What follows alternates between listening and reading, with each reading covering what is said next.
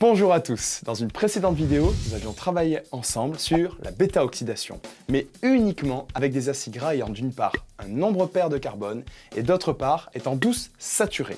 Alors ici, le terme de saturé signifie que l'ensemble des carbones de la chaîne aliphatique de l'acide gras en question est saturé en hydrogène. Il porte donc le maximum d'hydrogène possible. Autrement dit, il n'y a pas une seule double liaison dans la chaîne. Or, beaucoup d'acides gras que nous ingérons ne sont pas saturés et pairs, mais peuvent être insaturés et posséder un nombre impair de carbone. Quelle que soit la situation, ces acides gras requièrent un certain nombre d'étapes supplémentaires pour leur dégradation. C'est ce que je vous propose dans cette vidéo. Allez go, c'est parti!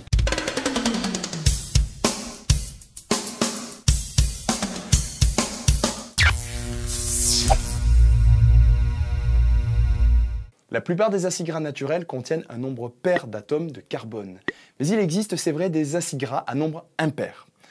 À la base, le déroulement de la bêta-oxydation est le même que pour un acide gras pair, à savoir tout d'abord une entrée de cet acide gras dans la mitochondrie, puis au sein de la matrice, vous avez une succession d'étapes d'oxydation avec pour chaque tour la formation de pouvoirs réducteurs sous forme de FADH2, puis sous forme de NADHH+, et enfin, la formation d'un acétyl-CoA. Vous savez, notre fameuse molécule en 2 carbone.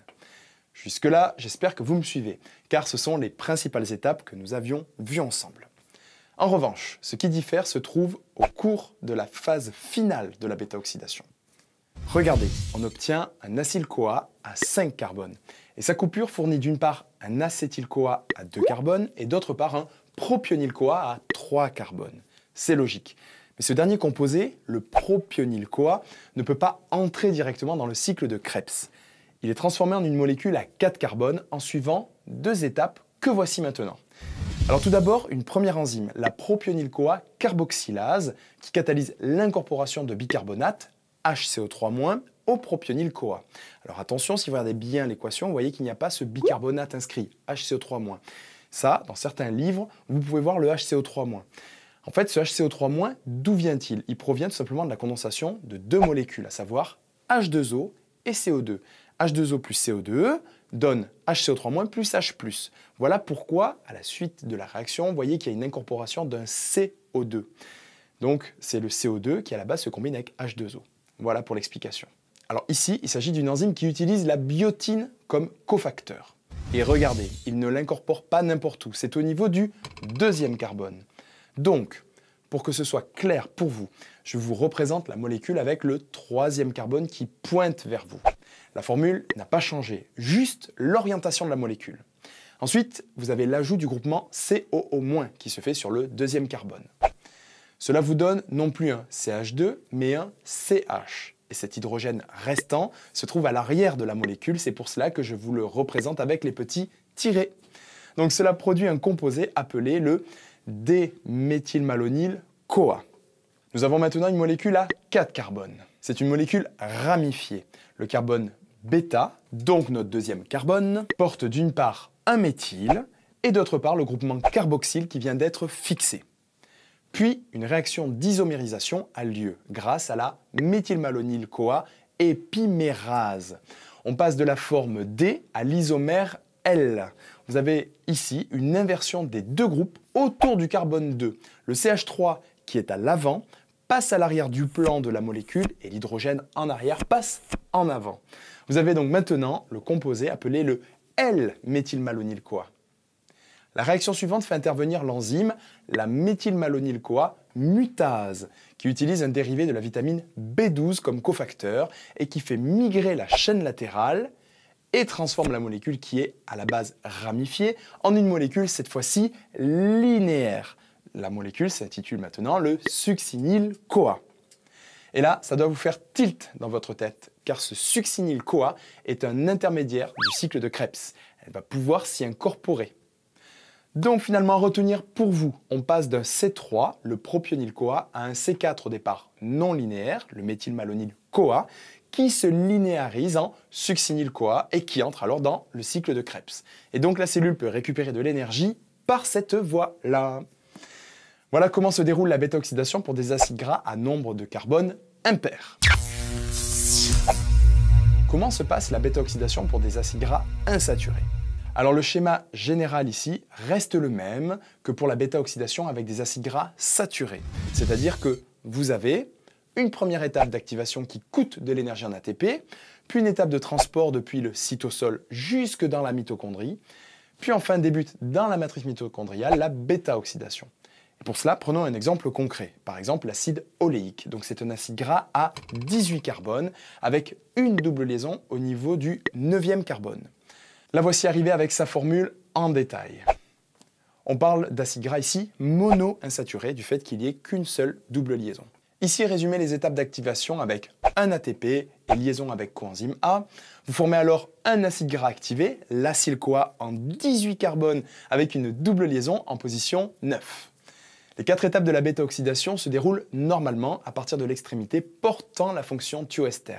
Rappelez-vous, on l'avait vu ensemble dans la vidéo sur la bêta-oxydation. Cet acide oléique subit un certain nombre de tours jusqu'à atteindre la double liaison. Pour notre exemple, la molécule subit 3 tours de cycle. Il se libère donc 3 FADH2, 3 NADHH+, ainsi que 3 acétyl-CoA. Et nous arrivons à un composé possédant 12 carbones. Or, ce composé, possédant une double liaison, de configuration d'ailleurs 6, entre le 3e et le 4e carbone, ne correspond pas au substrat de l'enzyme qui permet normalement de former la première double liaison entre le 2e et 3e carbone, c'est-à-dire l'acétyl-CoA déshydrogénase. Rappelez-vous, au cours de la bêta-oxydation, la première étape qui permet de former du FADH2, vous avez la formation d'une double liaison entre ce carbone 2 et ce carbone 3. Et ici, ce n'est pas possible, ce n'est pas le bon substrat.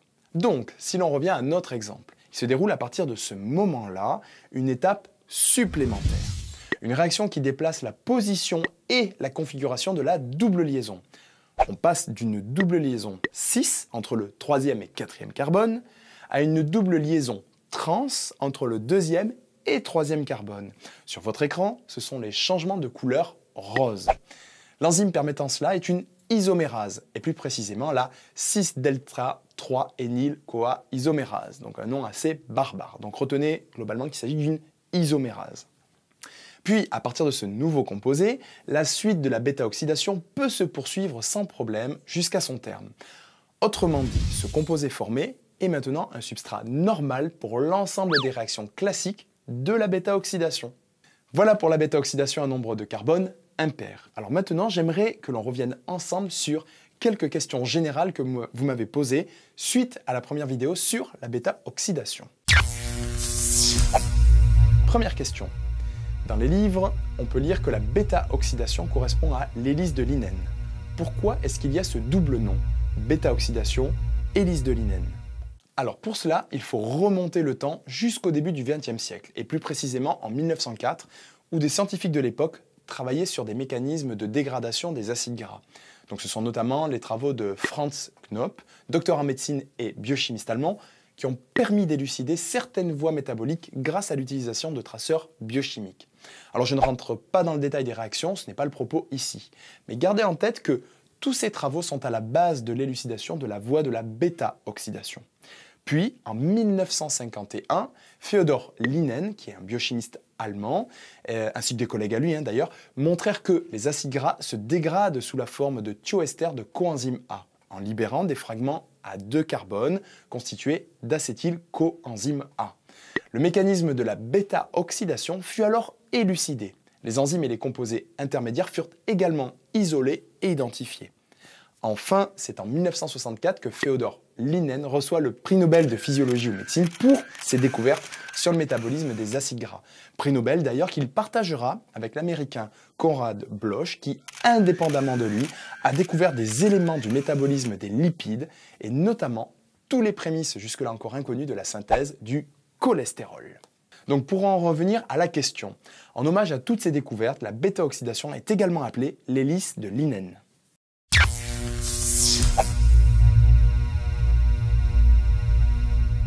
Deuxième question.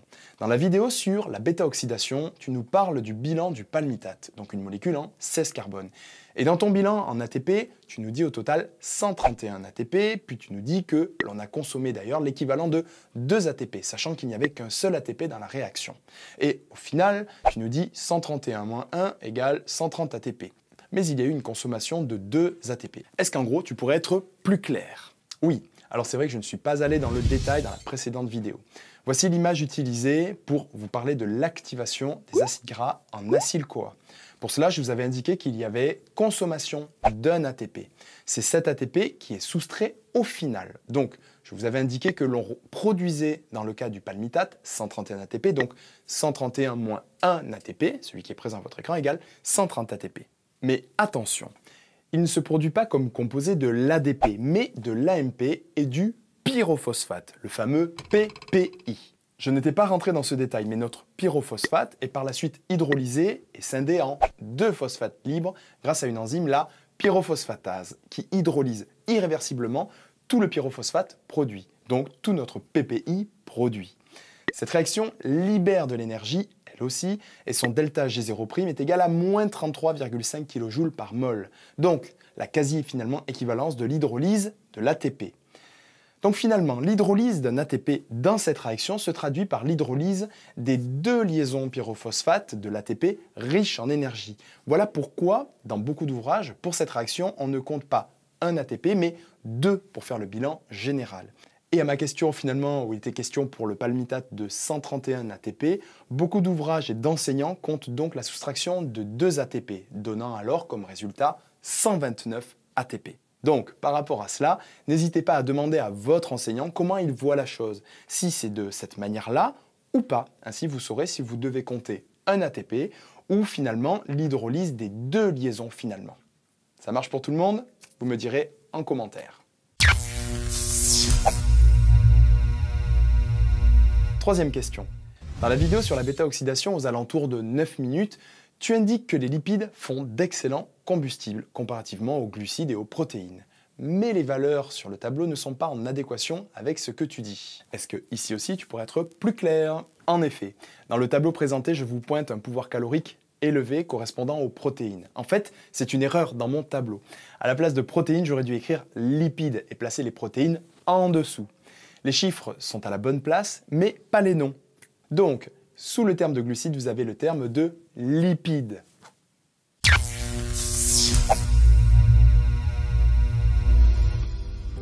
Et voilà, cette vidéo se termine ici. J'espère que cela complétera vos connaissances sur la bêta-oxydation. N'hésitez pas à la partager et à commenter si quelque chose n'est pas clair. Je me ferai un plaisir de vous répondre. Merci à tous les tipeurs, ceux qui participent financièrement via la plateforme Tipeee à cette émission biologique. Je vous le rappelle ici, toutes ces vidéos sont faites pour vous, pour votre réussite, et je crois vraiment à l'entraide générale. Donc, si ces vidéos vous ont aidé et que vous estimez que finalement, ça peut être sympa de récompenser ce travail par l'équivalence d'un bon café ou d'une bonne boisson, alors foncez sur Tipeee. Nous ne sommes pas une énorme communauté, mais si un petit pourcentage, un faible pourcentage d'entre vous m'aide ou aide finalement l'association biologique, alors cela permettra de continuer à produire d'autres vidéos sur des thèmes qui vous sont chers. Et bien sûr, toujours gratuitement, parce que tout le monde a le droit de réussir. Je vous dis à très bientôt, portez-vous bien. Ciao!